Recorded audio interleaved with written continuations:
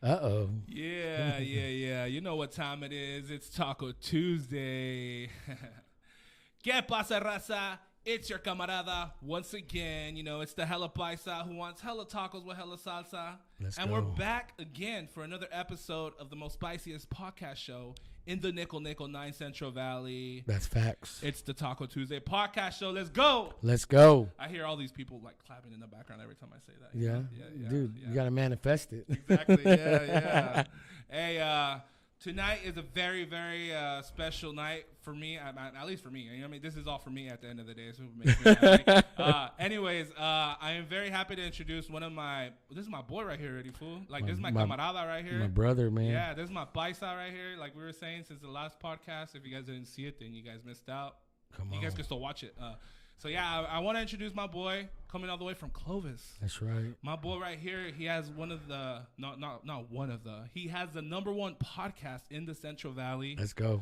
I have my boy here with the Still Here podcast, Mr. Jose Torres. Cruz, fuck! I thought that was your boy. Yeah, no. What I did is probably I went off an IG name. That's me all the time. We're old. Tend to call people by their IG names. Yeah, I'm sorry. We're I old. apologize. We forget. What's up, now I owe dude? you 6 tacos. Thanks for having me on, man. I Still Here podcast. That's right. Yeah. The number one. Hey, dude. Thank you for being here, brother. Dude. Thanks for having me on, bro. I love your work. I love what you do. Dude, I'll be real with you. Your podcast on Apple Podcasts and Spotify is one of the top 7 most downloads so far of season 3. Thank you, brother. Like 100%. Thank you, brother. Yeah, like top. So. Wow, thank you. And it's getting downloads. You hear that, Abs? You hear that? Nah. Yo, your podcast got a lot of good reaction, man. You're a real dude. I loved it, honestly, bro. Like I told you, I kind of almost wanted to tear up a little bit, especially after seeing that Goofy movie clip. Yeah. It brought back like nostalgic, like bringing back kid memories and like. Well, it brought back like your why too. Like, man, why this is? I remember why I wanted to do all this. Exactly, fool. Like I'll remember that forever. Being my first podcast, man. That was amazing, dude. Major inspiration, like I was telling you off air. Thank you. Yeah, I appreciate it, man. It means a lot. Again, it takes time. You know, we hear the cliche and the typical motivation, trust the process, man. Yeah. But when you're actually in it and you know where you want to be, man, whether you focus on what you have or don't have, that shouldn't be a problem. That shouldn't be a worry, man. Just you're doing something now. You know, content's content, man. Put it out. You're doing that. I love how you said that, man. Hey, don't worry about because we're just chatting off about talking about this. Because we had a meeting today and stuff. So I appreciate your words, man. You know, really keep releasing content. You know, quality is gonna get better. It'll catch up. Yeah, exactly. Yeah, quality always catch up to content. Like this podcast, I'll tell you guys right now, if you guys are watching, bro. His podcast is fucking beyond what the one I have. You know what I mean? But what's super dope is, if you guys don't know right now, you guys are watching 2 of the best podcasts in the fucking Central Valley, bro. I agree 100%. Like, for real. He has the number one all around Central Valley. You know, everybody from the community, like from each city individually in the Central Valley. You know what I mean? There's going on something differently everywhere. And for you to bring in the first rapper into your, Mexican rapper, I don't know, you know, at least that to me was like dope. Like, the coolest thing that could ever happen for me to be in your podcast, because that's what it's all about, the Central Valley, brother. That's what's up. Yeah, because I had you on, dude. I'll be real, man. I say this all the time, man, but again, that was one of my favorite pods. I think once it started flowing, you know, hearing your whole story and, you know, how you began to be an artist and, you know, kind of like your passion for music, and then like when you dove into your podcast and talking about this, and I think that's where we really connected. Yeah. You know, because again, we want to put out content, man. We want to support, because nobody knows our struggle. Nobody knows anybody's struggle. But for guys and I'll say this in the most respectful way, very respectful, is that the guys like us are dumb enough to put it out there to help people. Damn. You know, and that's like, hey, I'll do it. I'll do it. You know, that's like somebody saying, hey, did you know you can walk on water? Oh, really? Well, I'm going to go do it. You know, if you jump off that building, you'll fly. Oh, well, I'm dumb enough to believe. That's how I am. That's how I live. Bro, I think you got on point on that, because that explains me very well, too. Well, that's on point. That's on point, bro. That's on point. Hey, well, one thing I know I wanted to tap in with you, bro, is that I want to talk to you about certain things about that podcast that day. So I'm going to talk to you a little bit about that day and some things I left out. No, Is that cool with you or what? Just bring it, man. That way I could, maybe your wife, shout out to your your wife. wifey here. Let's go. Yeah. Huge part of the Still Here podcast as well. Yeah, man. She's the anchor, bro. Yeah, exactly. She's the boss. You think he is now. No, I'm the boss. She's just an anchor. She holds it down, but I'm the boss. You let him say that. No, bro. So yeah, we'll tap into a few things. I want to, we'll finish the interview here too. I'm just kidding. Finish my interview. Like, there's something I didn't say in this podcast. I'm gonna say I'm on here. No, I'm just kidding. Say it. So I got questions for you, brother. And before I even look at those, I'm gonna look at these. Yo, shout out. I've been waiting for Tacos San Marcos here in Tulare, down the street right here. They're on Barsley here in Tulare. And, I just had to hit him up. Shout out to the Viejon who attended me, and he's quick, bro. He's on point. So, we got Tacos San Marcos today. We were going to get Tacos Galacticos, but Callie's like, we're not there no more. And I'm like, how are you not there no more? Fucking guy. So we're not Tacos Galacticos again. And but we got some fire ones, and I know my boy here is gonna enjoy them very much because Tacos San Marcos never fails, brother. I'm about tacos, man. Yeah, and I know I had to get some for your wife as well, and she got the quesabirria ones, correct? Yeah, she got quesabirria, and then Those got. Let's open them to see. Why are we just talking? Let's see. Man, quit talking about it. Let's be about it. Okay, so I got, and see, this is a perfect camera angle because people can see the tacos. I mean, I wish they could zoom in, but if you have YouTube on your phone, then you can zoom in. If you didn't know that, you have that. Yeah, boy. Yeah. But yeah, these are the tacos I got. Tres de pastor, fool. I just wanted to get them. Yeah, and then I got you. You said you wanted to mix up. Yeah, I'm a solid guy, and then I think I threw in a pastor in there. Yeah, I'm good with that. Yeah. I mean, I don't like the onions, the bean. I'm not really. Okay. So yours are cilantro, right? Yeah. Okay, yeah. They're on point. If they would have messed up, I could go back and. No, dude. No, I'm just saying that's like people like you're named Jose. You're not real Mexican. You don't like all that. Bro, you're from Oaxaca. You told me straight out. Yeah, I know that, but like I'm like whitified. I guess I don't know. What did they say? Whitewash when I was in high school. Yeah. You whitewashed. Hey, for sure. I already know you were Raza since the beginning. Let's go. Yeah, I don't think I ever saw like anything like you said, whitewash. Oh, good, man. I know Raza when I see him, huh? Let's go. I mean, I grew up in the hood, man. So, but again, I just never was a fan of like onions and crazy beans and stuff. But now that was gonna be my first question for you, brother. Now you say you didn't grow up in the hood. Yeah, I did, man. Oh, you did. Okay. Yeah, now tell me a little bit about maybe you could go a little back, like where you were born, but where'd you grow up? Man, I was born Seattle, Washington, or Yakima, Washington. I was kind of raised in Seattle up until I was 9. Came down to Fresno. An auntie I never met had passed away, got in a car accident, so we moved here and we never left. So we grew up over by Romaine's Playground, right there off of First and McKinley. Not First. Okay. No, hold on.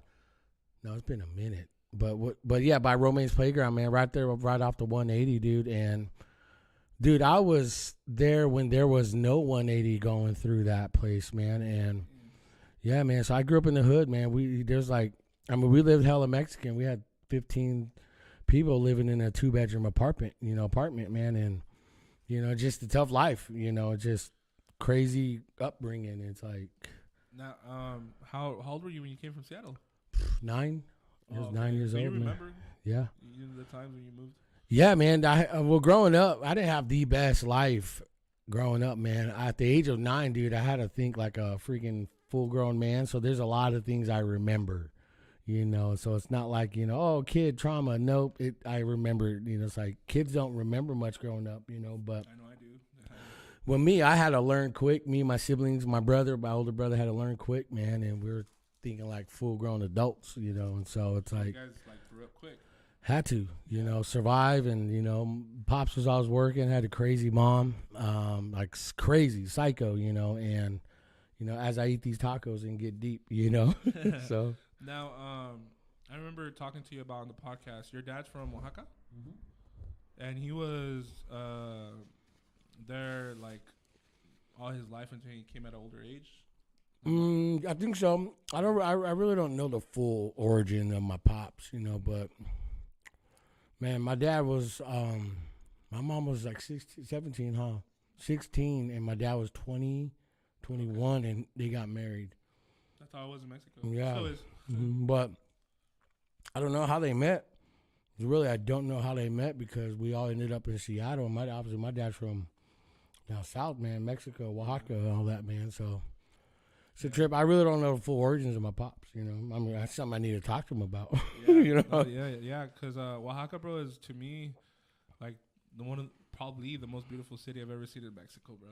I've never been there. No, but you've seen videos though on YouTube. Yeah, I want to be there so bad. Everything I would love about Mexico is there, like everything, which is amazing because it's the food, like the view. You know what I mean? That's dope. I gotta check it out. Yeah, bro. Yeah, I would highly recommend it. I feel like you and your wife would be one of those. Like, okay, we will be back here soon, or we're moving over here. Yeah, like you'll love it. Yeah. I'm gonna take a bite of this first taco. Yo, you these already beat me. Which one did you get into? The asada. Is it okay? And you put salsa verde? Yeah, okay. The red one. Which one's the hotter one? Dude, the only hot I do was like Taco Bell's medium. I think the green one was. Okay, I don't mind. I mean, I'll eat it. You know, I'm just. That's good. Their asada is on point more than any other spot I've had it before. Yo, that's good, man. I'm about to. I didn't eat much today. I was waiting for these. Yo, shout out Taco San Marcos because these are fire today. Yeah. Because I haven't had them in a while. Man, a long ass time since last year, actually. Yeah, this almost has like a beef jerky type vibe. Yeah. The asada one. Mm-hmm. I'm about it. I know what you mean. Like like chewy.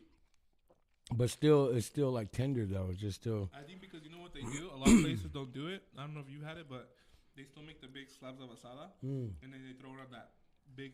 Yeah, that's what I'm saying. My auntie, my grandma, my abuelita, they do all that type of stuff still, man, and that's exactly what it tastes like, bro. It's fire. A little bit ASMR, you guys. And your mom is your mom was from Seattle, huh? Yeah, Native American. From Upper Skagit, really, and that's where my tribe is. I know, because I know a lot of Native Americans that are from Seattle, dude. Mm-hmm. I don't know why. I think because when I used to live in Nevada, they so would say, "Oh, I'm originally from Seattle." I'm like, that's crazy. I always hear Seattle all the time. Upper Skagit. I mean, on the res, man, that life is crazy growing up. You know, there's things I'll talk about. I'll tell you after, but I know there's. I've heard crazy red stories. Yeah. there's things that I've experienced growing up that even now that there's some family members I would say that would probably be locked up now. You know, and things that you just little kids shouldn't go through. You know, but that was the life given to us, man, and didn't want it, but we had to figure out how to survive and how to protect two little sisters. You know, growing up. You were the oldest? No, I'm the second. My brother, I have an older brother. So your oldest brother, you, and then 2 younger sisters? Mm-hmm. Oh. Yeah, it's crazy, man. And all from the same mom and dad, too? Mm-hmm. You guys are, okay, awesome. And where are they at right now, by any chance? My dad lives in Kingsburg, and my mom's dead. So she's been dead, 2003? She passed, right? Oh, yeah, 2003. Oh, wow. Yeah, man, so she's been... So it's been a few years, yeah. Yeah, it's been a while, 20. Yeah. But, or so, yeah. R.I.P. moms, bro. Mm-hmm. There's nobody like moms. How about your brothers and sisters?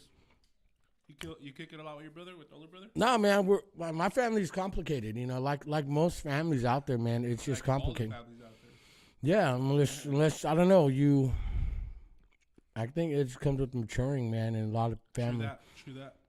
A lot of families siblings don't want to be the mature one first. It's like, well, let me be right and you be wrong. It's like. Amen, bro. And that's horrible to live, man, because you end up living a separate life in bitterness, and it's one of those things. It's just I don't want to be like that, but I kind of have to learn. We've had to learn the hard way about setting boundaries. You have your own family to worry about, because you know what I mean. You have your wife, you have your kids. Mm-hmm. Well, that Mexican culture is like they're involved in everything. Exactly. There's like, oh, those are my grandbabies. You don't tell me how to raise my. It's like, no, man, those are my kids. You're just grandma and grandpa. That's it. That's it. There's a line. Mm-hmm. But I'm not saying that my siblings were like that, but there was just no respect, man. There's examples of that. But again, I want to put people on blast in my family, but unless I put myself on blast first, I'm always going to be that person to put myself in. I'm the one with the problems. I'm the one that had to fix me first. Everyone else, none of my business. I kind of been in this new. I don't want to say new, man, but I've been in this rebuilt mindset of it's none of my business. So if it has nothing to do with me, who cares? Quit trying to make it about me and my business, and make it my business. And Exactly. and a lot of people just need to mind their business, especially after we just need to eat these tacos too, Man, man, I feel like me and my boy live the same life here, man. We got the same. If it ain't my business, I ain't listening, man. I mean, at one point, don't even put me in your business. Yeah, either, at one point in my immaturity, man, where I felt like I thought it had deserved my attention, dude. I ended up being hurt or burned after, and it's like, dude, you should have mind your business, I do that shit too. But it's one of those things where I've learned the hard way, and we don't make those mistakes. We don't approach things like that no more, man. And and again, I only try to speak from a life experience. There's my opinions, but my life experience will always speak first, and my opinions. And again, it's how I choose to live, me and my family. So it's. Yeah, but my mom was crazy, Was it mental abuse or physical abuse is what you mean? Or was it just problems with your dad? I mean, if you don't mind getting... Shoot, I'll get into it. No, man, it was physical. Yeah. It was mental, it was verbal, and it got close to where my mom was trying to, kill me and my sisters, man. She had a gun ready, and she was going to kill us and kill herself, and... Was that because, think about it, because I just heard another podcast about this. Is it because she had a rough childhood? Oh, yeah. Especially, right? Yeah. It stems from somewhere, and... Like, her dad or mom was probably the same, her uncles, her aunties, Yeah. It's some of those things where... But you just don't know that as a kid. As a kid, you just know her as your mom's. Mm-hmm. But once you're like... where we're at now, you kind of... You're like, dang, that was my mom doing that to me. That's that was... Yeah.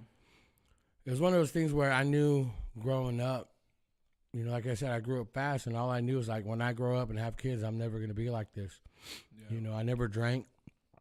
I started drinking maybe, 6, 7 years ago, but then I found out that brought the worst out of me, so, I slowed down, But... there's this thing, I believe there are generational curses. There are things in life that you pass on to your kids, man. And you believe in that, you said? Oh, yeah. Yeah. Because, again, I'm starting to see things that my dad did when I was younger, and I'm starting to see things that are like that as a father now. And I had to stop, man. I had to change that. I had to grow from that, man, and kill that curse, because I want my kids, our kids, to live a life far better than we could have ever lived at the youngest age possible, man, and to be so far ahead. And we encourage that, so I'm living not for me no more, man, but for my generations to come, and to establish a new legacy foundation, man, new family roots, family tree, man, and not forgetting where I'm coming from, man, but the real is that I'm starting over with my family, and unless you don't move on from it and grow from it and change it, man, you're doomed to pass it on, bro, and your kids will repeat that cycle. It gets worse every time, I believe. Yeah. I'm happy you spoke on that, brother, because, man, I feel like we're probably on the same side of the moon right here, me and my boy. Like, every day, bro, I don't pray for nothing else in my life to go right but make me a better father. Because even me, bro, that whole generational curse, I thought it was a whole bullshit until you said it right now, bro. Because I grew up with my stepdad, but I was taught that he was my real dad all my life. So until it hit me and they told me that he wasn't my real dad, I saw things completely different after that. Wow. And it wasn't like the love part for him. I think it was, if anything, it was everybody but him. You understand what I'm saying? Yeah. It was like everybody else but him. Like, even to this day, even though now the whole thing makes sense about how he treated me a little bit different from my other brothers and stuff. And it wasn't like in a complete bad way. There's just that gap about, if it's not your kid, that same kid is not going to get that love like your real kids. And it's just something true. But as a kid, you don't know that. As a kid, you just want the same love, Yeah. But now that I'm older, I've learned a lot. And, I used to say shit like, my dad treat me like shit. But now I'm more like, thanks to my dad, I am who I am today, because if it didn't, you know, it didn't. If anything, what I'm trying to say is like, if he didn't raise me a certain way, then all I'm doing is I don't want to be like that. You know, because I could say he was a little bit like strict in some points where I was like, man, I'm just a kid. So I would kind of take it as like mental, not abuse, but like putting me down in a way. You know what I mean? Oh yeah. Because I was a soft. I mean, I'm still like not a soft kid. You're a big like, teddy bear, bro. Yeah, like I'm not tend to come off like, you know what I mean, harsh, or even, you know what I mean. If I'm gonna smash somebody, it's never gonna be with my words. It's gonna be physical. I'm that guy. My words are not gonna be something that tears you down. I'm gonna tear you down physically if it comes down to it.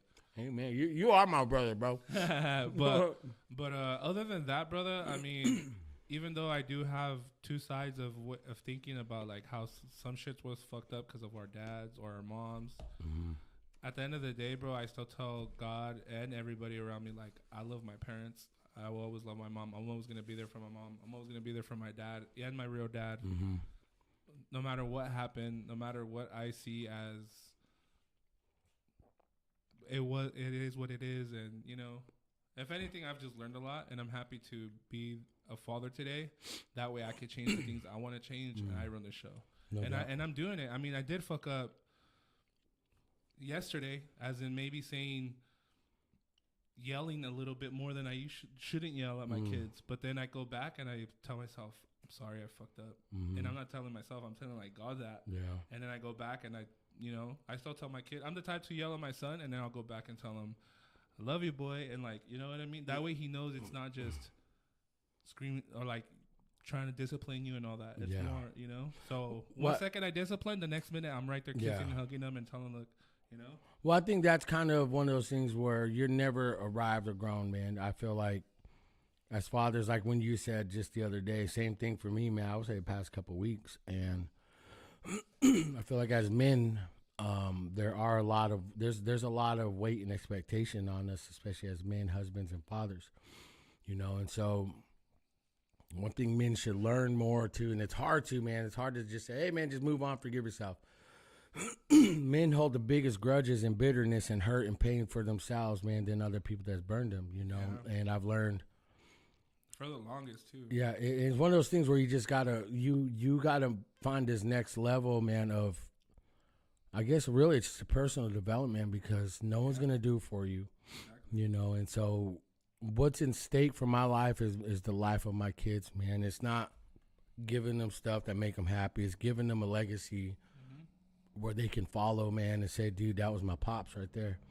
You know, he fell on his sword for us. He fought for us. He did everything for us. You know, again, it's nothing substantial, nothing physical, man, but it was a mental, emotional support, man. And, you know, showing them the strength, showing them I don't hide my weaknesses from them. You know, I'm fully aware of my shortcomings, and they are too, you know, and that makes them love me more, dude. And, you know, I think when I die, I know all of them, man, they're going to carry me out on my shield, man. And that's what they're going to know, that's what I'm changing, you know, and because I've died before, you know, and so, you know, yeah. And so definitely that's why, you know, my podcast is called Still Here, man. Of all that stuff that happened, went down, stuff that's happened to me, my siblings growing up, or stuff that I've self-sabotaged myself, man, I'm still here. God has a plan. And, you know, and I think that's what motivates me, man, but really it's starting to discipline me more. You know, I put out a post recently because your boy been trying to get into shape, work out, and eat right, man. It's not so much I feel like you have been. Well, we've been doing it. You know, I can't really believe where I'm at right now, because, again, it has to be more than motivation. It's a self-discipline. You know, I didn't want to wake up this morning at 6, but you did anyways. I did. I just got up and I told my wife driving over here, I was like, what am I doing? Why are you getting up? It's 6 a.m, dog. You don't work for nobody. But I got up, man. I got in the shower, and I was like, why? Because I take cold showers in the morning, straight cold. And that's on purpose? Yeah. It's just, it helps your blood flow. It is like this whole, part, yeah. You know, I do that, man, and I'm never. Nice, man. Yeah. Well, I'm never more alive than I've ever been when I take those cold showers. I believe it. I stopped doing it because it's cold in the morning. Dude, again, I'll go back and forth. It's discipline, dude. That's what I've learned, and it's just, again, I've never been this disciplined in my entire life, man. And it has to start with you as the man, as the father, you know, because my son, I want to lead an example by my actions and follow through my word. And if I'm saying, hey, you know, you hear it all the time, my pops, you know, do as I say, not as I do. I love that. You know, I hated that. Every time I hear you say it. You know, but it's like, no, just do as I do, man.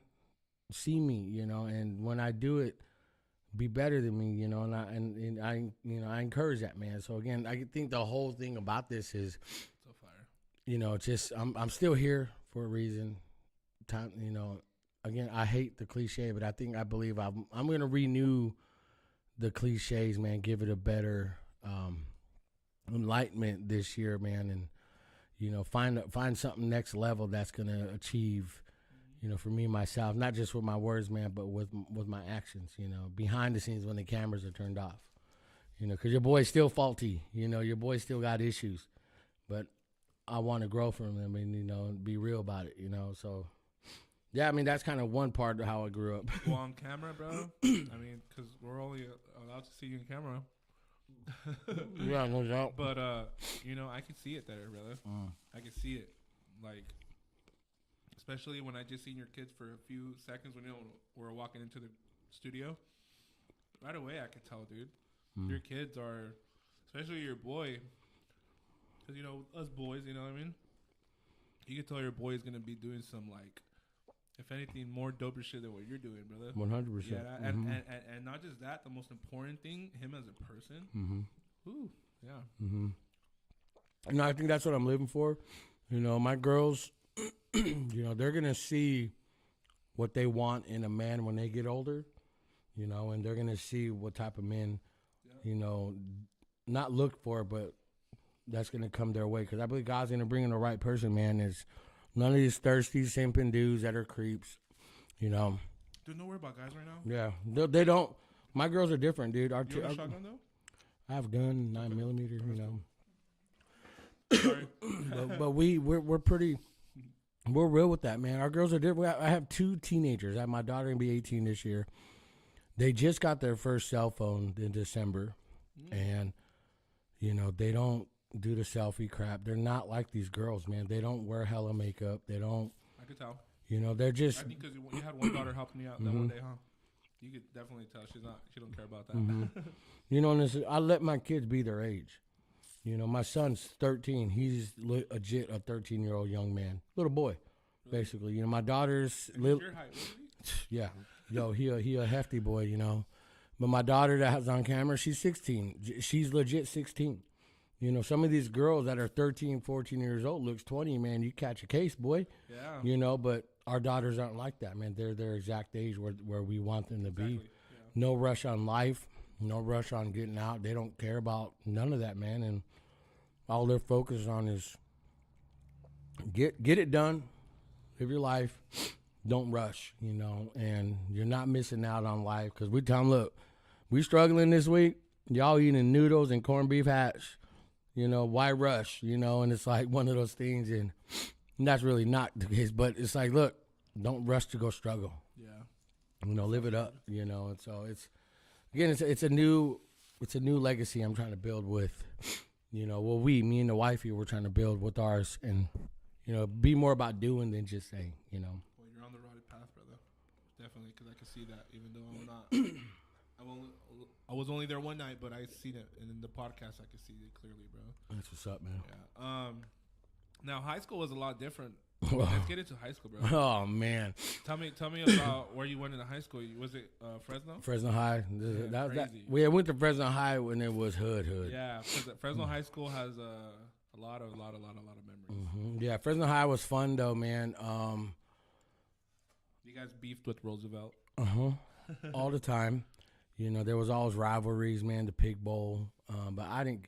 Ninth grade, I went into high school really oblivious to what life was. You know, all I knew was the streets and what I did, but I didn't realize how messed up people were until I got into high school, and how I flipped my whole life, man, and messed up people, like as in like backstabbing you. Yeah, and just just real crappy people, and so I was the good grade kid. I was like ahead of my classes. After 9th, 10th grade, man, I was fighting my teachers, like arguing with them. One teacher in particular, Mr. Hyder, was like, I was getting A's and I just declined, and he just kept feeding me. I just didn't care no more. I wouldn't show up. I'd just get up and walk out of class, and just go, And so one time. You never hear that. Somebody having an A. Yeah, bro. And so he finally sat me down. He told me, if my kids had half of what you have, they'd be great. He says, but you're such a waste of life and talent. He says, you'll never amount to anything. He said, and he's just like, I'm just telling you that, Jose. I was like, well, I think that's why your name is Mr. Hyder, because you're just a hater. It's like I got up and walked out of his class, man. And so you gonna punch him? No, well, almost, but I knew how to get under these teachers' skin, dude. After 10th grade, 11th grade, that was it.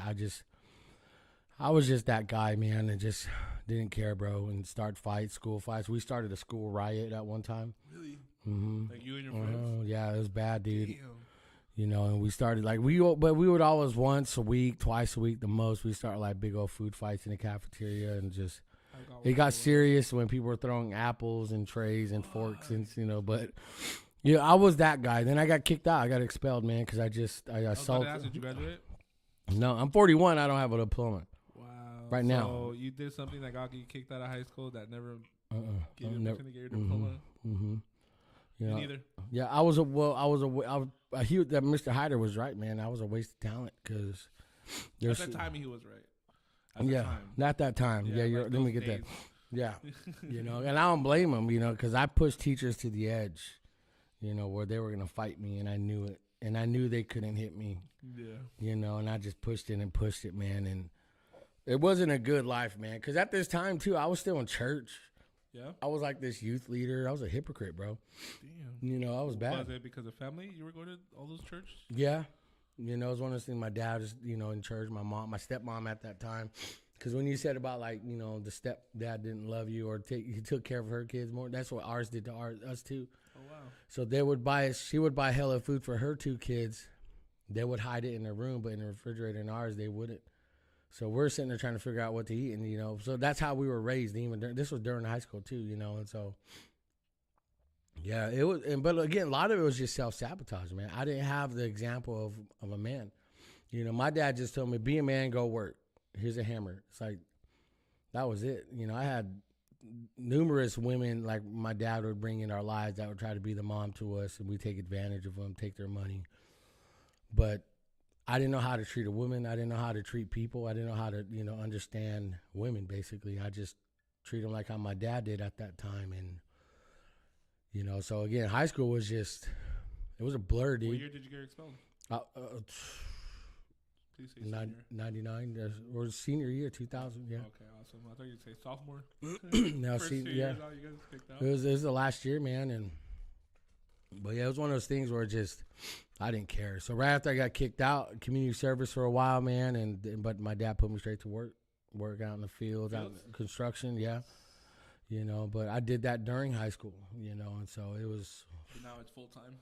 It was full time because I had to, I didn't know nothing, I had no life, no experience, man, and shit. So after that, I got to work, I'm 18, 19 years old, 20. Finally get a real job at I don't want to say the store, but at a store, man, and it's just, it's a big name brand. Okay. And 2021, I was there about 2 years. I was 20, got it, 21, 22. That's when I met you, huh? 23? When did I meet you? I know, but after, huh? Yeah, so it was like 23 I met you, huh? 24? Yeah. That's when I met Laura, and so it was just kind of still downhill from there, and I mean. So you never went to college? No. Really? I thought you did. Well, I was supposed to. In 9th grade, I was taking art classes in college. Okay. I was taking advanced art classes, man, and from what I remember, I believe they still have one of my pieces there somewhere on that campus. And I know one of the art classes in Fresno High has one of my art glass pieces that I have there that I made in 9th grade. You know, just very talented, man. But my dad was like, "You're not going to get paid doing that." Yeah, I know. I remember you said. Yeah, and so it was one of those things. It was like, Here, Dad, look what I did. Oh yeah, well that's not going to make yeah. you money. So I stopped. You know, so but now your daughter picked it up. Beast. Yeah, she's a beast, man, and we're encouraging. She can art hopper, brother. Make We're money. we're working that way. Yeah, you know, we're working that way. You know, we want. I don't want her to rush, man. I want her to be confident in selling it. I want her to be confident in herself. We went to the movies today, saw Creed 3. Oh yeah, and I want to watch it.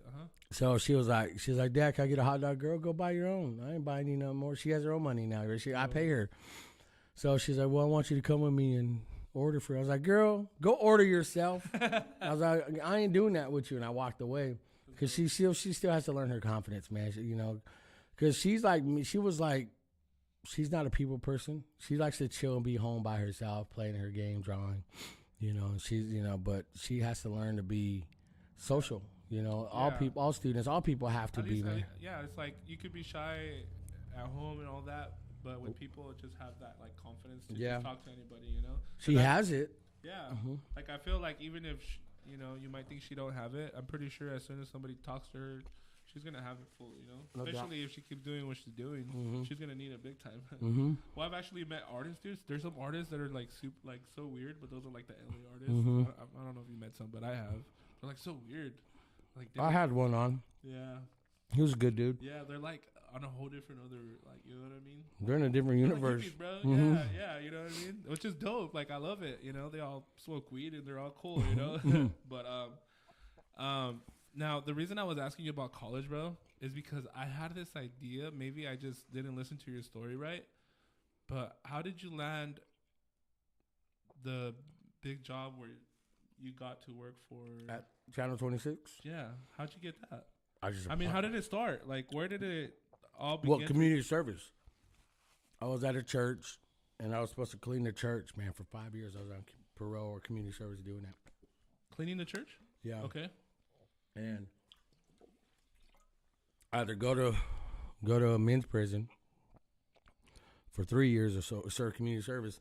I was like, community service. So I went and they were just one day they're like, Cruz, jump on the camera. The guy didn't show up. I was all right. So I'm sitting there not knowing like what do I do? So they showed me how to do it, and I had fun doing it. So they're like, hey, we need you tomorrow. Can you do this tomorrow? I was like, well, I have to be here, you know. So that's where the itch of the camera came. Was it the news though? No, this was at a church. First, this is kind of where my experience started with cameras. Yeah, I don't know why I'm going deep. No, and then after right after I got kicked out of high school, got sent to community service. That's where it started at a church, and then you're using the camera. Yeah, and so that's kind of where the seed was planted. Then I met my wife, and then the church we were at in Fowler, we started doing a lot of video production, huge stuff. And again, I only had experience with the DVS tapes, whatever. And so I just, you know what, let me go. My buddy George is like, dude, go, you'll be good for news. Go apply at Channel 26.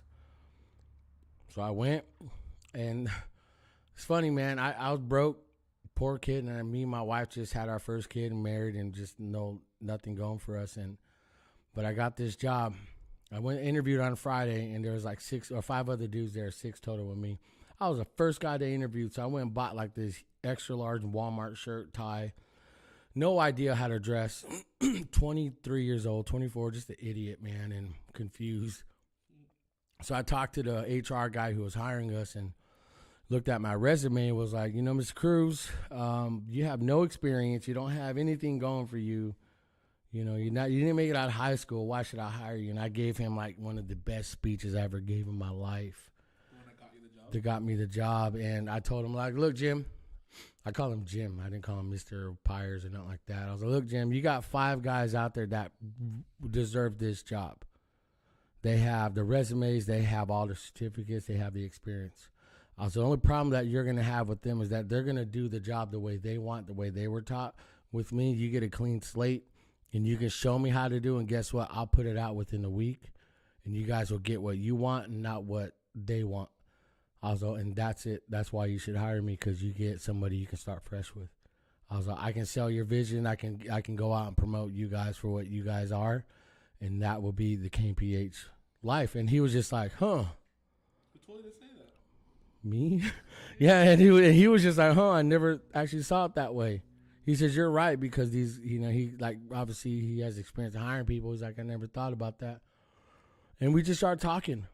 It's just kind of like this, and we just, interview only took like 10 minutes because I didn't have nothing to show for it, but it was like a 30, 40-minute conversation about just life and me. And he was curious about me and how I ended up being there. And I finally told him, I was like, look, Jim, I was like, I know we probably got to wrap it up. I was like, but those 5 dudes out there, you're gonna think about this interview the whole time. I was like, mark my words.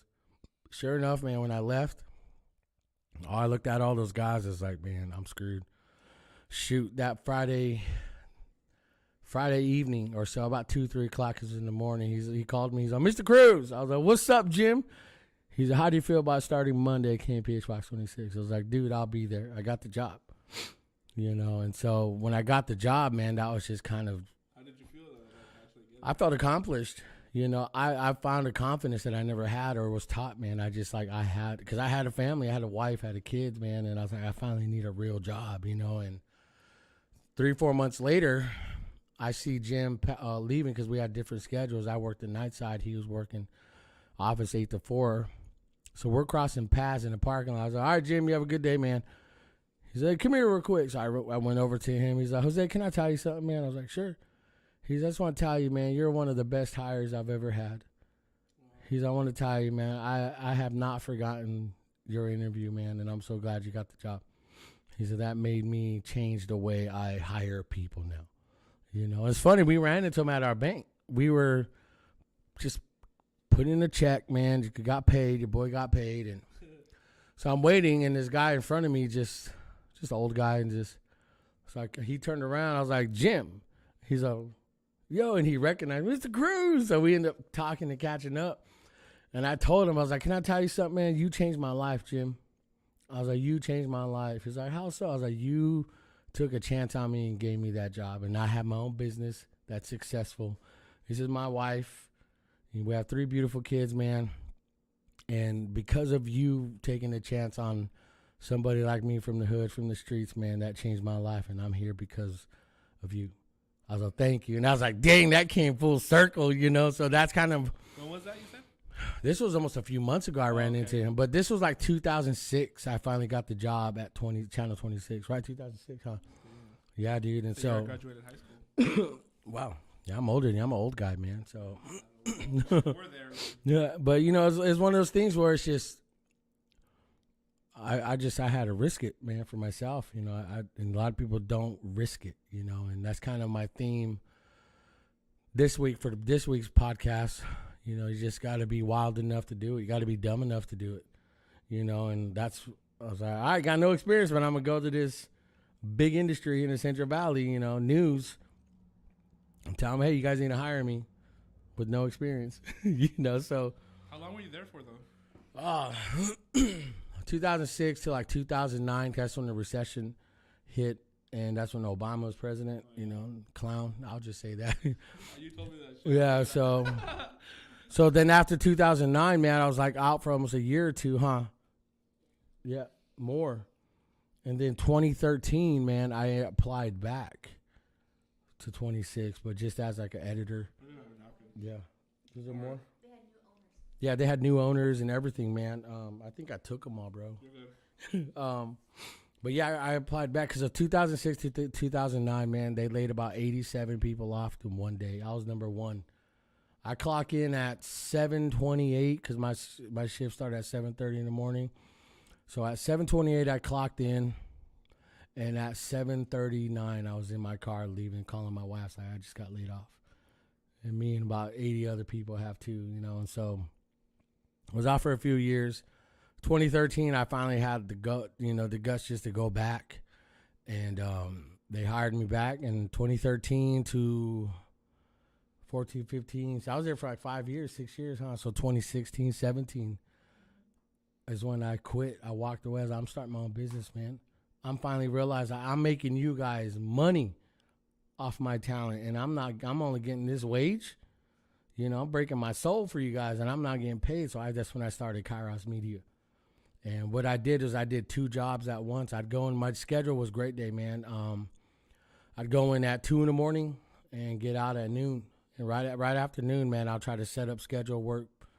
Getting in this when like social media started popping. Everyone was like hashtag this, whatever, everything, yeah. And so I was like, you know what? Let me start my own media company. So I started creating content. So I did right after that. I got to work 1 o'clock to like 6, 7, 8 o'clock at night. Come home, edit, and I did that for a year straight just to see if it'll work. So my schedule, I was getting maybe 2-3 hours of sleep a night when I had to go to work at 2 in the morning. You know, so that's when we left Selma to move to Clovis. Okay. You know, get closer, man, because I had to get up at 1 in the morning, midnight, just to get there at 2, just to be like, fight the alarm clock, you know. And so, yeah, man, so 2017, 18, man, I started Kairos Media, you know, and I'm still doing that now, man. Now, when you started that's 2017, 18? Mm-hmm. Now, the year after that is when the world fucking changed. Yeah, almost. 2019, November, December. Was it 19? COVID? Yeah, when it started, it was November 2019. Yeah, that's right. Because I remember we were talking about that in news. Where about COVID is, when we thought it's only in China. Mm-hmm. And I remember too being hella sick that month too. But I don't know if it was COVID or not. But anyways, so COVID happens, and I think this is the way I heard about you, brother. You getting extremely sick, and I seen it on a video on like a reel or something. I can't remember. About how you got hit with COVID, and it pretty much, I mean, you died and then you came back, but it almost took your life, brother. It did. I want to know, even though I mean, some people, but me, let's get a little bit into about the whole experience. At least tell me, how do you think you got it? I don't think you got into how do you think you got it. Like, where do you? I know how I got it. Like, where do you think you caught it at? I had another podcast I was telling you about. The one you used to do with your buddies, huh? He's the clown that got me sick. Yeah? And he was infecting people, man. He was just young kid, stupid. Oh, it's just allergies. So we had a podcast that day. And he's like, I'm not feeling good, but it's just allergies. I was like, bro, just go get checked. You got COVID, man. It's summer. There's nothing blooming for you to get allergies, bro. So summer 2020? Mm-hmm. Oh, shit. Yeah, man. So this clown, man, I don't want to call people liars. I'm not that guy, you know. And he showed up. We did a pod. Then about a few days later, I started feeling weird. And then Laura and the kids started feeling weird. He gave us COVID. So he was already hospitalized by then before we started feeling it. So I was trying to help him out, you know. So come to find out about a week later, I was hospitalized. So I got COVID. I got COVID, Delta variant, double pneumonia.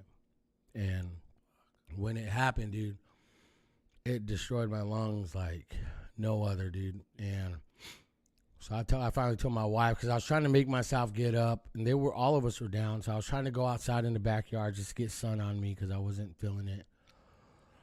And then one night, it's like 3 in the morning, I couldn't breathe. And I got to go in. So that morning, woke up, she dropped me off, and she was sick too. She didn't get out. She just said, you got to jump out, and she dropped me off on the wrong side, so we had to drive around. I couldn't move. Once I was admitted, that's when it went downhill, man. Just attacked my lungs, you know. And yeah, because if I would have waited one more day, I would have been gone, you know, gone. And I was going to wait, you know. I was like, but I got to go. Because I don't go to hospitals. If I'm sick. Last time I went before that, I stepped on a nail when we were remodeling my father-in-law's house. Let's go get a tetanus shot. But that was it. That was the last time I went to the hospital. And no, there's other reasons, but because of just my unhealthy living, I had a minor heart attack, you know, plus stress, everything too, man. But unhealthy. But that's right, that happened about 2016, 17. But yeah, dude, went downhill from there. So when like third, fourth day that week, just my body went into shock, man. They moved me into the ER level of COVID. So they were working on giving me oxygen, and I guess I blacked out. I thought I blacked out. I thought I just passed out, but I don't remember nothing. All I remember is waking up, and the nurse was smacking me. She was like, Mr. Cruz, we need you to respond. Just like hit me. And I'm like, what why you hit me? And she says, we lost you there, man. Welcome back. I was like, what? And yeah, dude. Uh-huh. Yeah. She says I was gone for like 17, 20 seconds. Just gone. It's like your body shut off. You remember, like, because, they have those weird spots where you go somewhere else? You don't remember anything like that? There's nothing, dude.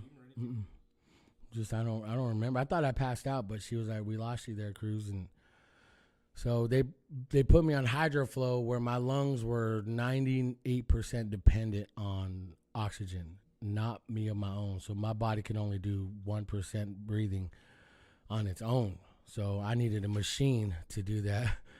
What's up, homie? And so, yeah, I was on the machine the whole time, and so, yeah, it was just the hardest thing I ever do, man. Couldn't eat. I couldn't do nothing, man, but just let the machine breathe for me. They're trying to force intubate me. They were trying to force all that. They're trying to force vaccinate me. I wasn't about it, man, and I was just so impatient to get out, So I did the status quo to get somewhat better, but I wasn't sleeping. The whole time I was in like 2-3 weeks, man. I didn't sleep.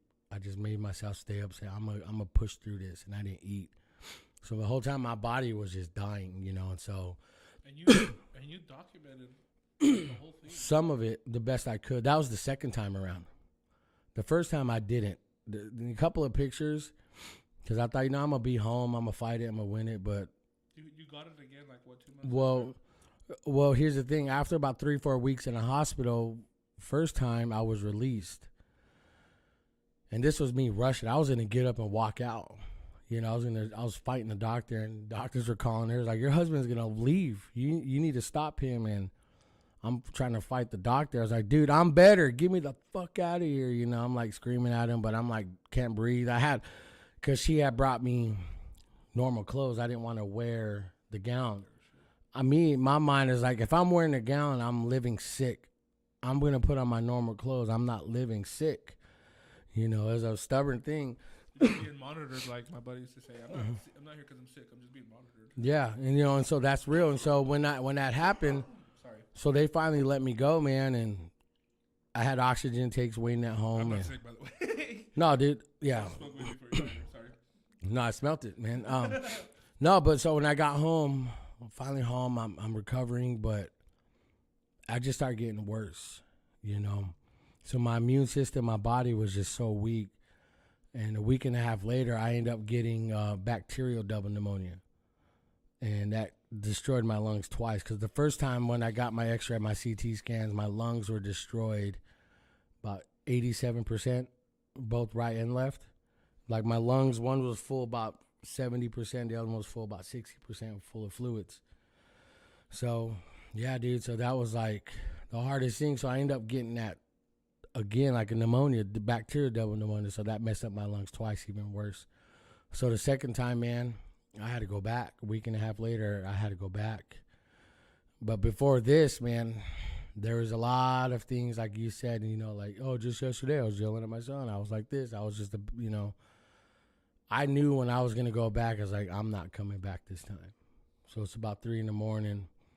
I sit my kids down, my wife, and I apologize to all of them how I treated them, how I made them feel like they had to walk around eggshells around me, and they think if I'm in the mood, don't say or be a certain way because dad's in the mood. And it never was, but it's just how I put myself out there how I put myself off. Energy, everything. Yeah, man, and sure enough, dude, I start speaking life into them, apologizing, man, and I told Laura, I was like, you sell everything. When I die, sell everything. Remarry, find someone better. And they were all crying, dude, and went back. She dropped me off. I was like, I got something again, and then that's when I started documenting it, and I was like, you know what, because again, that's where I started losing the weight more. That's when I started getting real sick. That's where my body was like killing itself because it just wasn't healthy, man, and I still didn't eat, still didn't sleep. So I was in there for about another 3-4 weeks, and I was like, God, if I'm going to be here, I'm going to be here. I'm not going to rush the process because these guys know what they're doing. They were still trying to force intubate me. They were trying to force vaccinate me, but I would fight it, man. And But it was like one of the hardest times in my life because I did it without them. I had never been away from my family for that long. You know, those 2 periods of time, man, and just. I bet you that was the worst part of everything. Probably the pain you didn't even care, or if you had pain. No. It was more like, I'm not with my family right now. Yeah, and that's the thing, man. There are moments where I look back when I'm fine, because I say this on my pod, you know, on that hustle, on that grind, I'm trying to do me. I'm trying to make that money, put my, you know. And there's this one time I was editing a project. My son walks in and was like trying to show me something he built. And these are like the outer body experiences I had. Was I'm in the hospital and I remembered that moment where he walked in and I just ignored him. I'm like, oh, it's dope, dude. Okay, yeah. And I'm just look. He's like, yeah, but look, I did this. I'm like, dude, that's dope. Just blew him off, man. Just ignored him. In my mind, sitting in the hospital, I see him walking away just hurt. And I'm just sitting there, oh, I'm doing me. I'm finna put this out. I'm finna post this. I'm finna make this. And I was like, man, I'd give my soul to be there with him right now to show me what he built. Exactly. It's like me right now. Like my son, like for people who don't know, my son tries to interact with the podcast. It breaks my heart every time. But he's 5. Yeah. This camera wouldn't be hanging up right now. He would somehow trip it. It breaks my heart dearly. But we have pretend podcasts. Pretend. I'll really turn it on and record. And we have like a few videos on there. That's good. You know, because I even tell myself I remember that neglect. You know what I mean? Even if it's something so small, a kid remembers that shit. You know what I mean? So. And then he does, man. But one thing I love about him, man, again, it's him being better, man. It's just he's very understanding. He's wise for a 13-year-old, especially at that time. He was 10, 11. He was 11, 12 years old. And, yeah, dude, he held it. Yeah, well, I'll still mollywop him. You know, nah, man, shoot, I don't make it easy on them, but he held it down. You know, he's a strong kid. He doesn't bottle cap nothing, but he held it down for his mom, his sisters, while I was gone, man. And you know, that's the type of man I'm trying to raise. Yeah, you know, and train. It's funny you said that because when you said this is my son, he looked like he stood above everybody. Not just because he's tall, but like he has that between guys. He has that like. Fuck with my family, fuck with me. Dude, real talk. And my wife was telling me today, it's funny, we're talking about all this. They went to go get some sandwiches, Subway sandwiches, and, you know, they go to, because you don't buy chips at Subway. It's hella expensive. Oh, yeah. So you go to a little market, right? Yeah. So they went, and then I let my kids all carry their little pocket knives. You know, my son has a pocket knife. They ready to throw down. So they're getting out. Wifey told me, she's like, she saw his posture change. The steadiness, you know, the alertness of, because there was someone just out there, a little crackhead or someone just sitting out there, you know, babbling and stuff, man. So my son was ready to protect his mom and his sister, you know. Boy squared up. He was alert, you know, and so we train him that way, man, because, again, life don't care about them. So be ready for that. Don't be surprised because of life, you know, and so. So when we was in the hospital, man, held it down, you know, and so when I finally got home, bro, hardest time, the recovery was the worst time in my life.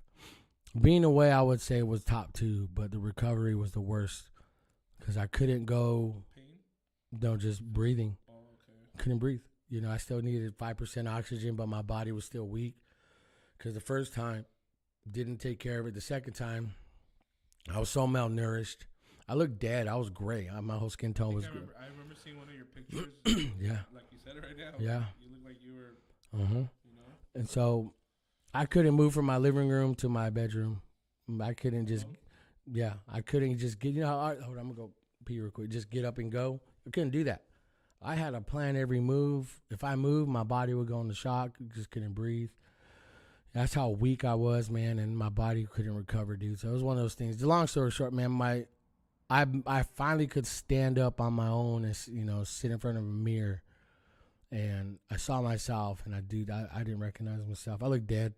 My skin was gray. My eyes were all yellow, like I had freaking jaundice, you know, and I broke, bro. You know, I broke. I fell on my knees, man, and just crying, man, and the wifey was up. Kids were up because they're all of them worried about me, man. I was just like, it's all about Dad.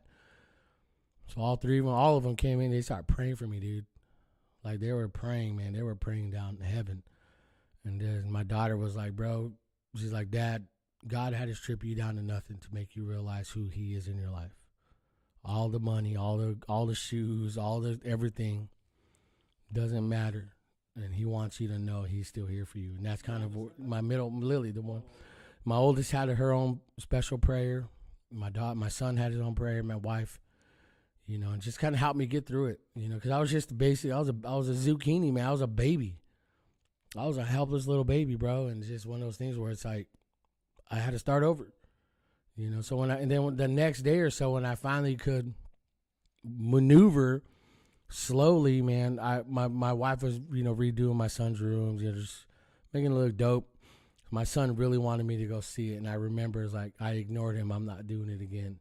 I'm going to die doing this. So I get up, took like 30 minutes to walk from my room to right here because his room's right next to ours. I finally get in there. He's showing me all his new stuff. I'm like, dude, this is dope. I'm sitting there. I'm like, I know I got to get back to that bed, and I know, take your time. So we're in there for about 20 minutes. He's just showing me his room. It's like he loves it, like us, or like life. Second, they just get up and go. I got up and tried to go, man, and, I just got up too fast, and I passed out. In his room? Yeah, but little man was there, and he caught me. He caught me. You know that picture, and this is what it always reminds me of, man. You know that picture where Jesus is holding that one guy holding the nails, about he's being crucified, but Jesus is holding him up, and it's like that's what reminded me like of God, man. When my son caught me, man, every time we fall, every time we do something to ourselves, man, he's there to catch us, and my son, he's don't worry, Dad, I got you. And dude, I was dead weight. And he was a young kid, held me up, took me to my bed, put me under my blanket, and he's like, I got you, Dad. All by himself? Your wife didn't even come in there? Well, she were in there, but it was just like a tight space. Yeah. So little man was already there. I didn't even hit the ground. Boy caught me, man. And so, see, those are the things that were life-changing for me, man. I mean, I don't want to get all deep. I mean, you probably get different type of content, but, you branching out this type of podcast, man, I think we're still here podcast. I don't want to just be to one audience, man. And, the Bible says it's like you become all things to all men that you might win a few. And I've learned to become all things to all men, even with people that agree with me or disagree with me, that believe one way or another way, man. I just want to reach you. I think I've learned that, man. And I was again, we were talking about this coming over. Like, I have a lot of church friends, pastor friends, very conservative friends that hear me cuss, hear me drink, have certain guests on. I don't care, but I do have pastors on. I've had leaders on. Have had it, people who inspire, motivate, But again, I don't want to stick to one person, or one group, And I think you bringing me on is kind of like a great start for you, man, because you do know how to hold a pod.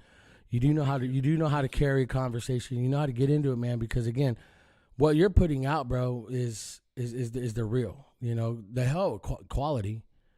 Again, quality will always follow content. And if you keep putting out content, that quality will catch up. So don't focus on that. And I feel like you bring me on talking about, like, because again, I'm not your normal type of guest. You get hip hop artists, you get people just bitches and hoes, and it's like blowing the booty hoe. It's like one of those things. It's like, but me, this is a different type of vibe, man, and it's real. A lot of people get so caught up in what is, and they forget, man, who they just forget the reality is like. You don't have to hustle or grind, man. You're going to out-hustle yourself, and you're going to put yourself in a hole. It's like, man, I wish I would have slowed down. I have. I don't work that much no more. I have 1 to 2 clients, the most. That's it. And I don't do that no more because I was trying to work. And the first podcast I was on in the business, I never included my wife. I was left her out. In my mind, I'm thinking, I just want to act like I'm the single guy with my boys, we're still doing it up, just immature, until I died, until all that, until I realized, man, God, thank you for getting my attention.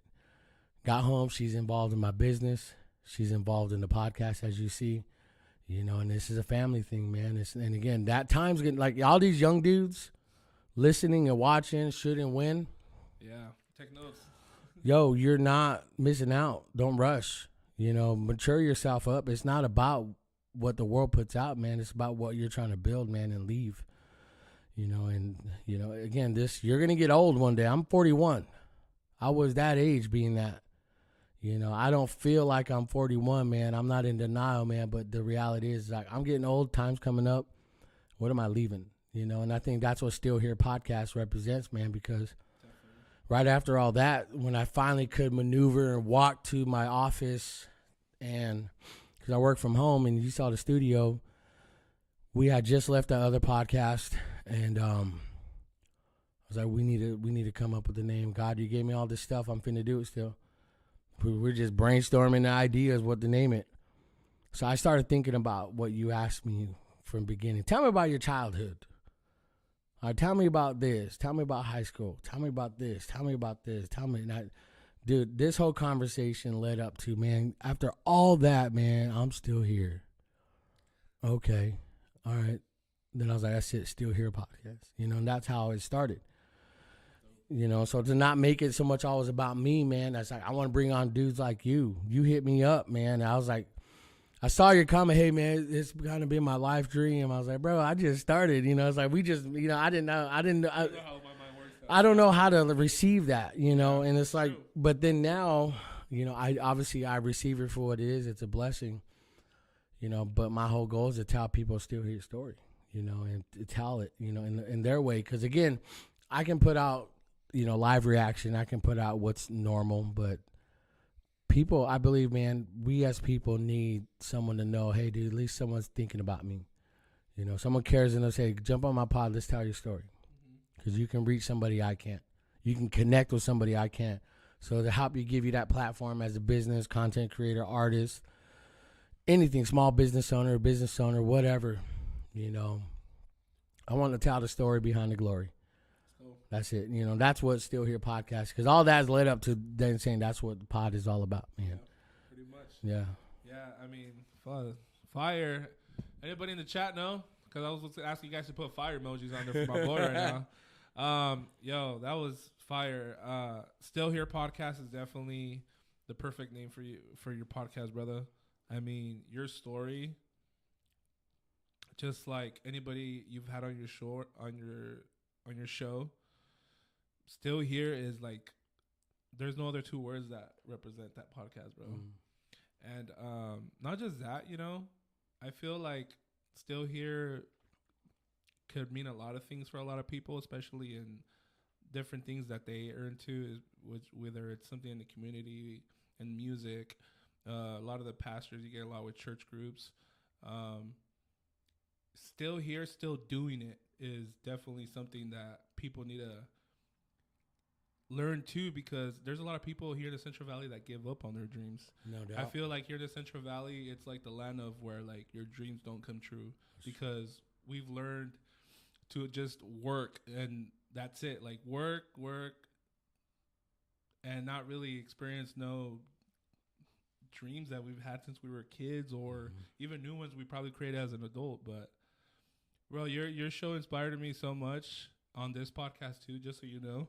I want people to know that Still Here podcast is a huge inspiration for this podcast show as well, because I mean, the whole setup you have, the way you talk on the podcast, the whole goal behind it, you know what I mean? Central Valley, bro. There's nothing else I love about this show but the Central Valley. So, I mean, I salute you big time, brother. And like I said, there were some things I wanted to tell you about my life, but we'll just talk about them off air. No, we'll do a part 2 on the pod. Yeah, let's go. Part 2 with Gemini season 4. Yeah. Hey, brother. Before you leave, let's review these tacos real quick, just so you can tell me what you think about them, and then we're gonna get into another part of the interview, which is called the spicy questions. Let's do it. Have to do them, I'm down. Let's do it. All right, but tell me first, tacos. How were they, bro? Tacos are amazing. 1 through 5. Dude, they're 5 all the way. 5, let's go. All the way, man. We're giving them a 5. Let's go. The asada was legit. Me too. It's like a beef jerky. The pastor you got me. That was fire, bro. I mean, there's no cat. There's no cat. The salsa was good. Spicy, huh? Yeah, I liked it. But the red, I'm glad I didn't do the red first. I got the green. Quesadilla. Amazing. San Marcos, you guys Shout are out the Marcos. ghosts today again. Y'all are actually my favorite right now. Yeah, if y'all in Tulare, man. Let's go. Come slide through, get some tacos. I see you post up the pizza spot you go to too. Yeah. I've been wanting to try it, dude. Yo, you hit I those. love those type of pizzas. What are they called again? They're a Marcelino's wood fire pizza. There you go. Shout out to them. The #1 pizza in the Central Valley, bro. Yep. There's like a lot of #1s going on right now. Yeah. Okay, so a 5 on all tacos tonight. San Marcos, y'all the goats. Yeah. All right, let me get into spicy questions. Now I have some written down, especially for you. I'm down, man. Actually, I remember them all. I don't even know why I'm turning my phone on. Okay. So first one, spicy questions. All right. So first one, if you could interview anybody in the world, dead or alive, on your podcast, who would you want to interview? Someone asked me this. I would want to, man, it changed.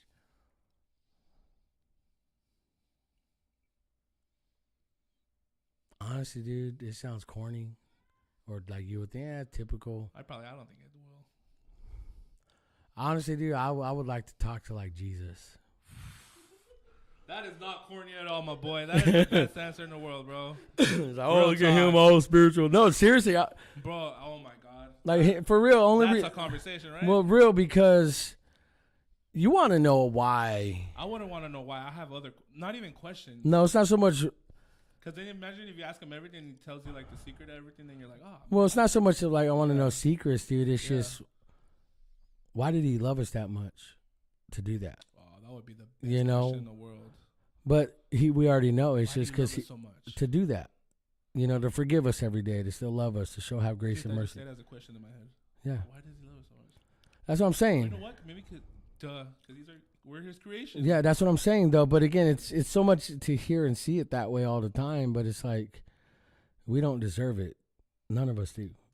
And I don't want to get deep again because again, I'm still trying to work on my faith and my relationship with him on the daily, man. I don't act like I'm better. I don't act like I'm there. I know I'm not. But to talk to him and just to really have it, because you pray and it's like you got to have faith. Faith is the substance of things hoped for, evidence of things not seen. We can't see him. It's like the wind. You say you can't see it, but you can see it. But sometimes you just need somebody like, pretty much, I'm here, man. Yeah. And dude, when my son caught me, that's when I felt him. That's when I felt God. That's when I felt his presence. That's why I want to ask. I feel like that's who I would want to, just so everyone can see why that changed my life. That got deep, man. That spicy got all like, we're going to take an offering, your boy Puerto Rican. Jesus, like, you can book me an interview right now if you want. Yeah. Come on, dude. Nah. Next question. Dan, that was awesome as hell. That's probably one of the top 3 spicy questions on Talko Tuesday podcast show. Okay. I like your wallpaper too. Yeah, look at this dude is a fan. You can see it. Yeah, a Goofy movie is on my wallpaper. I have it up too because I'm going to Disneyland in a week. Good for you. And I already told my wife if there's anything a Goofy movie related, I don't care what it is, I'm buying it. She's like, she can't stop me from. Dude, I'm a big fan of that. I need to go watch that tonight. I have it on DVD and VHS if you want to borrow it. VHS. I do have it on VHS. Keep that, John, bro. Keep it, and let that be a part of your decoration when you reset this. Oh, I know. Let that no. Put it right here. And you need to put like a background or something of that because again, that's something that people like. That's you. That's true. When you said that, dude, and that connected because I grew up watching that movie. I never thought I can be inspired to be that, but you did. Yeah, I was. Like you said, I didn't have no artist. I was like, Powerline was my inspiration from a Goofy movie. I bet you the creators of that movie, if they're still alive and that happens one day, be like, oh shit. That'd be dope. Yeah. I want to meet Tevin Campbell one day. I don't know if you know who that is, but my cousin. No. It's the guy who sings the R&B singer. Oh, that'd be dope. Yeah. All right, next question. Why am I opening if I already? Oh, I have them down. If you could drive one car for the rest of your life, what car would that be? So basically, this is the car you're going to be driving for the rest of your life. Just one car. Dude, I want to drive that Tesla truck. That's one of my tank, bro. Cybertruck, right? That Cybertruck. I wanted to. Because it comes with the ATV. And the trailer, yeah. Yeah, that's what I'm saying, man. Yeah. Multi-purpose, bro. It's a tank. You can plow through. That means you're going to have to install your whole thing in your house. No, just charge it for a few minutes. Yeah. You're good. Plow through people. Yeah. That's zombie apocalypse type. Yeah. That's awesome. Have your kids shooting all the yep. That's awesome. Dude, it's a dope thing. Elon's a G. I love Elon, man. Yeah. If you could open a food truck business, what kind of food would you want to open? Now we can't. Well, you could say tacos, but besides tacos, what kind of food would you want? Well, was it tacos, Sam? I think I messed up your answer. Yeah. Was it tacos? No. Well, honestly, I would feel like it would be a mix of like Mexican and native food. Ooh. You know, because you ever heard of fry bread? I was about to say that. Bro, I've only heard of fry bread. The white girl wifey can make it better than my mom ever did. And my mom was 100% native. She makes it better than my sisters. Damn. Yeah, and she's mastered the art of fry bread, the art of carbs. That's why you don't have it. But I would do a mix of real fry bread, native. That's something I know of native. But I would look it up from my family up north, man. But just mix it up with some asada, imagine some al pastor or canita on that with some, kind of a crossbreed. But I would do that. I love when people do that kind of stuff. Mm-hmm. Like I've always wanted to find what is it called? Mediterranean. Mediterranean, yeah. With Mexican food. Because there's certain stuff that they make that I feel like a Mexican sauce that you make with like ribs could go with that. Yeah, bro, you are on it. Yeah. I'm hungry still. I mean, I'm finna part 2. Is this place 24 hours? Yeah. Are they? Yeah. Send me. I think maybe send me the Addy, bro. They're right down the street. You just turn right. All right, next question. Spicy question. Damn, what was it? Because I wanted to ask this one else right away. Oh yeah, if you could go in a boxing ring and box these 3 boxers, you got to choose one. Okay. Now they're not boxers because I've been giving people real boxers. Well, I mean they are. Just give me one. Would you fight the guy from the movie you just seen today, Creed? But which one is it? Like Creed, Adonis Creed? Yeah. Yeah. Like, okay. Would you either him, Rambo, freaking Rocky because I like Rambo more, or would you fight what is his name? Social media guy popping up, Andrew Tate. Yo, out of those 3, who would you want to fight? So Andrew Tate. What was the second one? You said Rocky or Creed? Yeah, or Adonis Rocky. Creed, yeah, or the guy from the movie from you just seen today, Creed. Yeah. Dang. I kind of know your answer. That's why I had to throw the. Honestly, I think I would fight Andrew Tate.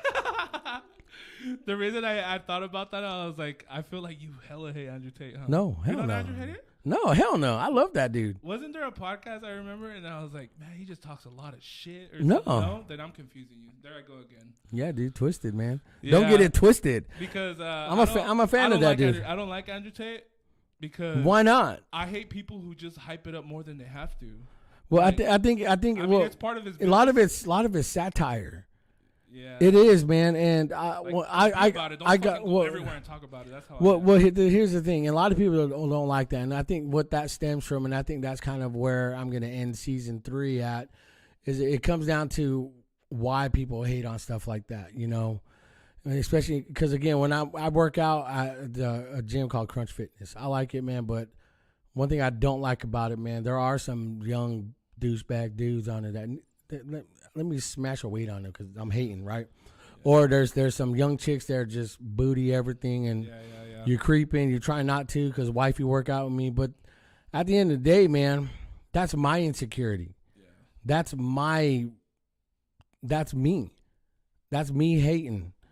So when I'm at Planet Fitness, before the hell of Planet Fitness, man, Planet Fitness gets offended by the way people work out and look. Because they say that's a no judgment. There's a judgment-free zone, no gym intimidation. But they have this thing called a lunk alarm, and they make fun of people that they call them the meathead bros, wear the tank top, grunts hard, slams weights, walks in, and they have it detailed to where they're actually the judgment. They say that they don't cast on people; they're putting on that one person that is that meathead. And I've just narrowed it down. People are just haters, And I love the message. Sometimes. Do I agree the way he made his money with all them chicks doing like live streams? Like, nah, man, but people, it's not illegal, but the thing is, it made him money. Good on him, man. But he started changing that when he started seeing the impact he was having and how it changed him. And I was like that at first. This dude's a clown, man. This dude's all hype. And like the talking is what I'm kind of referring to. Yeah, but overall, that's kind of where it had to lead up to. Because people can't really take the honesty. It's like, dude, like you and me, we have issues with health, weight. It's like, but dude, how bad do you want to be disciplined? And dude, that's one of the things I think I've taken from it. Because there's this one interview, he was getting interviewed by this chick, Cheyenne, and I like her a lot. She's dope, but she's one of these girls that like, what if I wanted to go on a date with all just my friends? He's like, nope, you don't do that. You're my girl. He's like, well, what if I want to be like this? What if I want to be like that? And so he's getting real serious, real pushy, that he broke character. And the sweet dude started coming out. I was like, this is a character.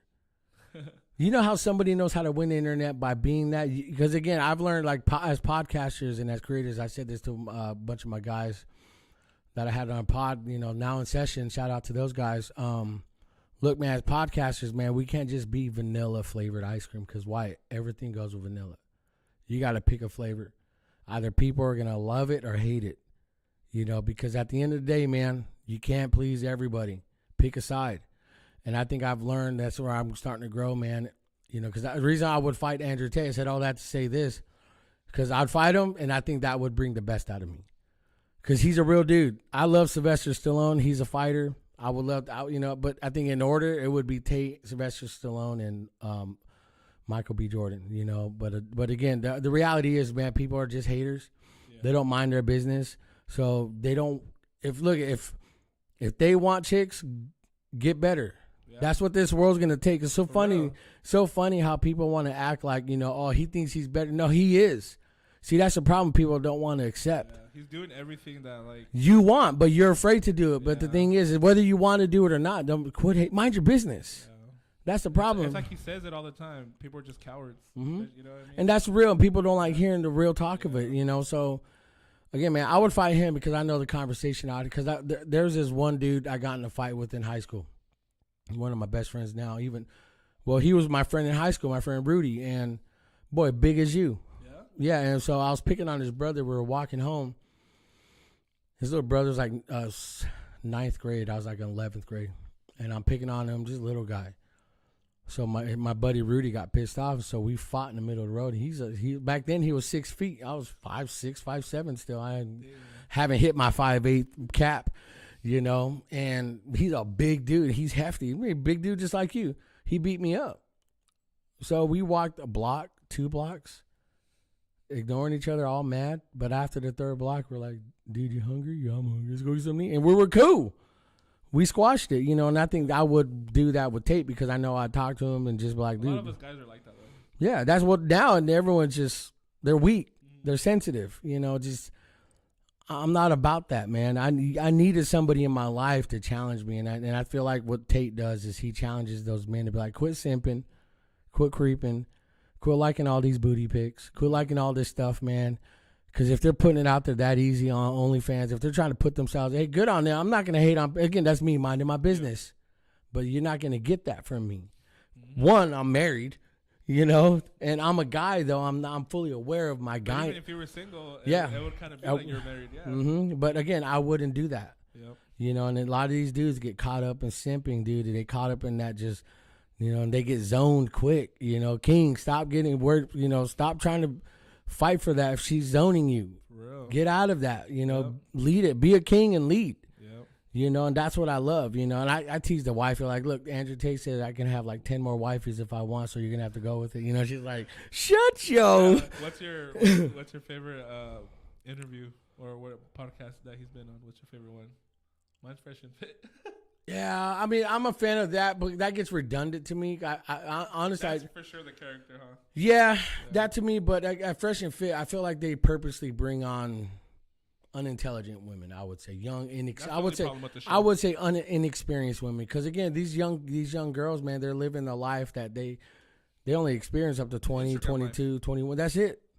Yeah. But bring on my wife, she's gonna be like, "What are you talking about?" That's what I keep saying. I was like, bro, bring in people like you said, like your wife, people who are, you know what I mean? Yeah. And that way, it's a different dynamic. I bet you they're gonna shut up quicker than what they think. Well, it's a different dynamic. Yeah. It's a different lifestyle, man. Because we're not out there. She was a country girl, man. She was not out there, booty shorts and. Girls.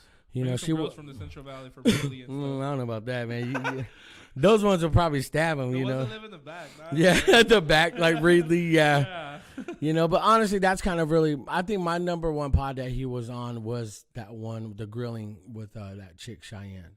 That's dope. You know, and low key, she's pretty hot too, man. Even though wifey here, but again, I'm trying to remember. I think I remember the name, but I don't remember the. It's called Grilling Time or something like Grilling with Cheyenne. But I love the way she does her. No, she's like in Dubai or something like that. I know exactly what you're talking about. Now I got it. Or she's British. She's like in England or something like London or something like that. But I know what you're talking about now. But she's dope. I love her content. Plus, she has the looks, and that's what sells. She knows how to use it. Yeah, she is again, I'm not gonna hate on people using it. So if I want something like that, guess what? I'm gonna get fit. I'm gonna do this, but I'm not gonna put. Again, I'm married. I'm not gonna be being. But the thing is, though, I've learned if I'm gonna be the type of person that wants to help impact lives, I gotta impact mine first. How can I say, hey, find a better version of you when I'm this? You know, we're all guilty of that. You know, and so your boy's sitting here like that, and that's me. I don't want to put that on nobody, but again, that's me living a purposeful life, man. I'm intentional with my words, my life. I'm intentional with my podcast. I'm intentional what I put out, and when I say it, I live by it. You know, like when I said, hey, I'm giving away $1,500 giveaway, I have to follow through because I said it. Otherwise, dude, you lied. You said that last. No, this time's for real. And then once you lose your word, you lose everything, man. And I'm gonna die with my word. If I've people listening and catching on, watch this, and they're like, nah, he said this. Well, I'm gonna work on it. Your boy not perfect. You know, that's kind of really, again, the spicy questions get all deep. You know, sorry, my bad, dude. This whole comment, no, you're good, brother. Yeah, this podcast for sure. I don't think it's gone deep at all, brother. I feel just because we already talked before, I feel like this is how we've always talked. You know what I mean? And this is great for the podcast too, guys. Yeah, I love it, man. All right, now this is gonna be a cool one right here. Name me your top 3 favorite podcasts right now. Yo, hands down, Joe Rogan. For JRE. Yeah, he's the Tupac you think of podcast? He is the Michael Jordan of Tupac. The hell with LeBron. LeBron's LeBron's a bitch. Yeah, I'll just say that. LeBron's a bitch. Yeah. You know, you can clip that. I'm a Bulls fan. But he's the Michael Jordan. And I feel like my other podcast I turned to was honestly, man, I don't listen to motivational podcasts no more. No. Mm-mm. They sound like too. There's no application. Mm-hmm. The audience they reach, they only want to be inspired for a moment. That's true. You know, they only want to be inspired because of a feeling. I'm not listening to all the ones I thought I was listening for a long time. Well, I listen. Oh no, I'll take that back. Flagrant too, with Andrew Schultz, Gosh, and those guys. I like them. You know who I like? John Deloney. You know who that is? Mm-hmm. If you guys a mental health podcast, okay, it's the #1 mental health podcast in the world. I'll check it out. Send me a link. Yeah, I love listening to that. Okay. There's something about like listening to other people's like, you know, problems. I love hearing me, bro. You know. Yeah, like things that have to do with marriage and being a dad and everything, bro. And I feel like sometimes all of them I relate to. So that one's great. I love that one. Yeah. So I would say Flagrant 2 is my second one. And that chick Cheyenne Grilling Time. Yeah, I would say those are my top 3, man. Now this is the last spicy question, and I hope you answer it. But what's one podcast that you don't like, and the reason and why you don't like it? I think anything that has to do with Gary V. Everything together. Yeah, everything. Bad impression. Yeah, no, that was spot on because that's. I can't stand him, man. It's fucking. Okay. Yeah, it's like you guys, you gotta go to yard sales. And you gotta fucking do it, eh? Guys, go to eBay first. And fucking D-Rock, you know, you get that D-Rock. You know, it's like I hate when he says, I stole my dad's. Yeah, it's his wine and all that. You know, I don't know. I think again, anybody. Cool. He's dope. Yeah. I'm a hater, dude. Man. Again, I'm a hater. You know, but I don't like him only because it's just redundant and. I bet he doesn't like it because after a while, it's like you hear again. You guys are over motivated, and I think that's kind of where I'm over him because I'm over motivated. It's just people in this world have no excuse, man, to better themselves when they have so much content like this and like that out there. Why is your life still messed up? Why? Because you choose to still be like that, and it starts with you. No one's gonna help you. You live coddled. You're entitled, and I was that guy.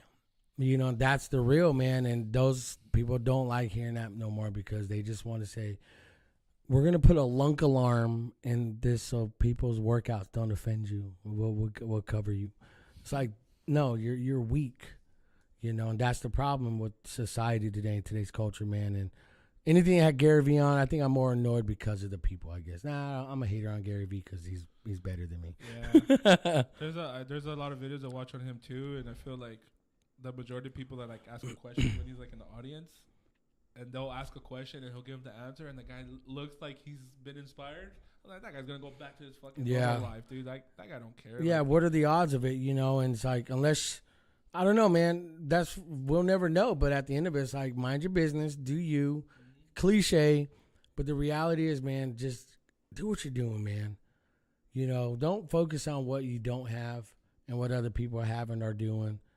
You're only gonna keep putting yourself. You're gonna only get depressed, and I was doing that. You know, by no means, man, I've arrived. I want to get better. That's it. And if someone surpasses me, shoot, I'm gonna be in their corner celebrating them. That's it. That's who I am. You know, that's who I am now. And, you know, I don't know, man. I really can't say I don't like a podcast, you know, because I really don't put myself. I just try to put you on the spot. Sorry, dude. No, put me on the spot. Bring them, man. Bring some more, man. Ask some other questions. His answer was Talko Tuesday podcast show. No, heck no, dude. I love it here, dude. I was just filling you in with when. Yo, I love it here, dude. This is grassroots grassroots for me, bro. I'm with you. I know where you're going. Thank you, I'll just say that. Why? Because I was here. Ask the wifey. I was here. Seriously, dude. I know where you're going. Thanks, and I'm going to be in your corner, bro. Thank you, brother. 100%. Yeah. Let's come up on this together, even though you're ahead of me. But let's come up on this together, bro, as this whole Central Valley combined, bro. I'm down. Let's do this. Yo, so that was the last one of the spicy questions. Hey, yo, my boy. Hey, amazing interview, amazing podcast, bro. Hey, probably another one of my favorites, definitely, bro. I always enjoy having conversations with people I especially look up to. I mean, like I said, everybody who's on here is because they've, you know, done something for me too, where they've inspired me, you know, enjoy a lot of what they do. And, you know, to have them here on my podcast, like my boy Jose Cruz. Let's go. From Still Here Podcast is definitely a big win for me, bro. So I appreciate you, brother. Again, thank you for being here with me. Come on. Here on Talko Tuesday podcast show here on BornEvil.tv. But before we go, bro, give everybody all the info where they can follow you. Make sure you tell them about your podcast, channel, all that, bro. Give them all the IG links and all that. Yeah, Still Here Podcast here on YouTube, just as is. There's about maybe 4 or 5 others, 6 others, but I'm the only one on YouTube that's consistent. That looks dope, you know. Oh, there's other one? There's about 4 or 5 others, but you haven't.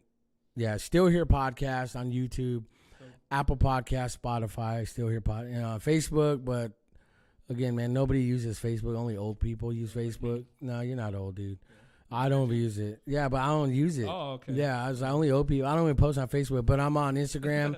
That's the @_ Still Here Podcast. I'm on Twitter. I'm actually Twitter verified with like 6 followers because I subscribed. Oh. I subscribe to it, man. You know, I mean, dude, I gotta start. I need to get on Twitter. I gotta start channeling Twitter more because I haven't. You know, but I paid a subscription, $11 a month. You know, I got the blue check mark with it's like 6 subs or 6 followers. I want to be part of the blue check game. And too, 3 of them were me and my wife of my own. You know, but no, yeah, I'm on Twitter. You know, dude, and I'm on Rumble. I got to catch up on Rumble and put all my other videos. Is that like a video? Yeah, it's like YouTube. Okay. I feel like I was better because you can actually talk about what you want and not get canceled. I was about to say that. Yeah, it's yeah. You know, and that's where Tate the brothers were, you know, they're on Rumble until they get out of prison, you know, but yeah, I'm on Rumble. That's it, man. That's what those are the main hits. Yeah, make sure all you guys right now, you guys heard it here first. Make sure you guys hit all the links on all those. If you guys can't find them, go on my IG, Talko Tuesday. I'll be sharing that as well on my story. Yeah, man, you guys heard it here. Again, brother, I want to thank you for coming all the way out here. I know you drove, you know, quite some time, and well, you did too the first time. Yeah, I know, but I was like so excited, bro. I was excited to come out here. I'm like the rapper in me, you know what I mean? I'm over there like fucking all dripped up. You came out looking fresh. I don't want to tell you, you look good now. I like the camo. I like that. Like you said, the paisa in you, bro. It's like. I just want to tell you, dude, thank you for your time. Like, seriously, I thoroughly enjoyed this. My whole goal, man. My whole goal is to come tell the story, man, and just get it out there. Because, again, I don't talk about me And I want to go talk about me and other people's podcasts. And when people come on mine, I want to make it about them. Yeah. You know, so thank you for having me on. Thank you for your time, your wife. Thank you. You know, your beautiful family, Appreciate you, man. Yeah. Hey, and also, guys, I appreciate you guys listening to the story here, but also go to the podcast channel, man. Listen to all his other podcasts. Listen to his Put On for the Valley. Let's go. Oh yeah, thank you guys. That was dope. Yeah, I'll never forget that for sure. So, hey guys, thank you guys for being here with us tonight on another Talko Tuesday live. Taco Tuesday. I'm over here reading my screen because I didn't change it, but it's fine. I'll go back to that. Taco night. Yeah, but we're here, man. Taco Tuesday podcast show. I am your host, Gemini. Make sure you guys add me also on IG, Gemini with a J, 559. Also, make sure you guys follow us on IG, Taco Tuesday podcast show. Born Evil Network, you know, the whole gang. We all on there. So thank you guys. You guys have a good night. And this is another Tuesday right here with my boy, Jose Cruz. And you guys have a good night here on Taco Tuesday podcast show, bornevil.tv. Let's go. You guys have a good night. Bye. Bro, I like that. That's clean. I need to start doing this.